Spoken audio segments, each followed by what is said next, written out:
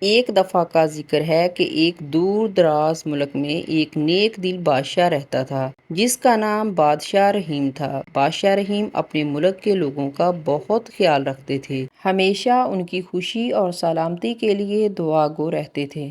ان کی حکمرانی میں سب خوشحال تھے اور ملک بھر میں امن و ایمان تھا۔ ایک دن بادشاہ رحیم اپنے شاہی محل کے باغ میں ٹہل رہے تھے کہ ان کی نظر ایک بوڑھے فقیر پر پڑی جو محل کے قریب کھڑا تھا۔ فقیر کے کپڑے پرانے اور بوسیدہ تھے مگر اس کی آنکھوں میں ایک خاص چمک تھی۔ بادشاہ نے فقیر سے پوچھا، کیا بات ہے بابا، تم یہاں کیوں آئے ہو؟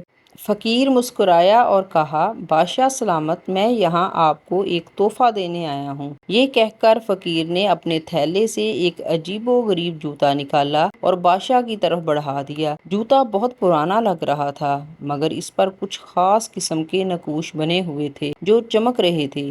بادشاہ رحیم نے حیرانی سے پوچھا، یہ جوتا کیا ہے؟ فقیر نے مسکرا کر جواب دیا، یہ ایک جادوئی جوتا ہے، جو بھی اسے پہنے گا وہ جہاں جانا چاہے فوراً پہنچ جائے گا، مگر یاد رکھیں اس جوتے کا استعمال صرف نیک مقصد کے لیے کرنا ہے۔ بادشاہ رحیم نے شکریہ ادا کیا اور جوتا لے لیا۔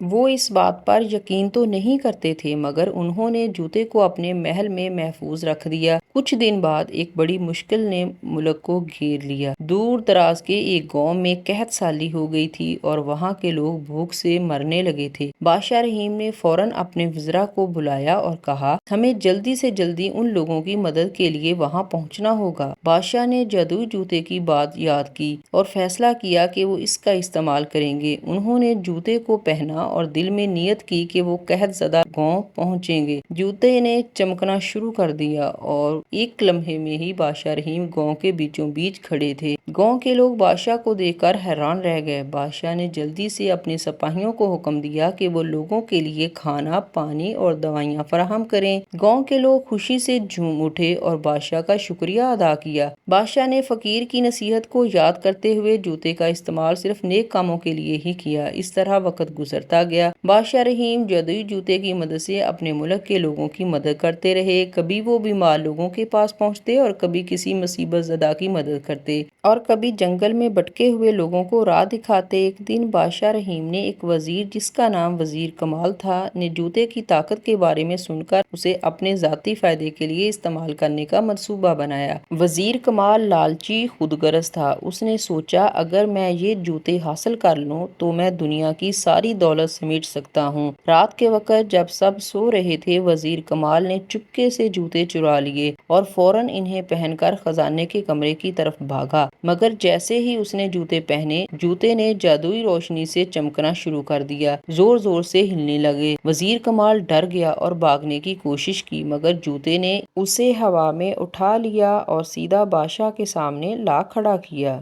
بادشاہ رحیم نے وزیر کمال کی چوری کی کوشش دیکھ کر افسوس سے کہا، تم نے جوتے کی طاقت کو غلط مقصد کے لیے استعمال کرنے کی کوشش کی، یہ جوتے صرف نیک کاموں کے لیے ہیں۔ جوتے نے فوراً وزیر کمال کو زمین پر گرا دیا۔ واپس بادشاہ کی طرف لوٹ آئے۔ وزیر کمال کو اس کے لالچ کی سزا کے طور پر قید میں ڈال دیا گیا۔ بادشاہ رحیم نے سب کو نصیحت کی کہ جادوئی طاقتیں صرف نیکی کے لیے استعمال ہونی چاہیے۔ اس دن کے بعد بادشاہ رحیم نے جوتے کو محل کے ایک خفیہ کمرے میں رکھ دیا اور اسے صرف اسی وقت استعمال کیا جب واقعی ضرورت ہو۔ جوتے کی بدولت ملک میں ہمیشہ خوشحالی اور امن رہا اور بادشاہ رحیم کو ایک نیک اور دانشمند حکمران کے طور پر ہمیشہ یاد رکھا گیا۔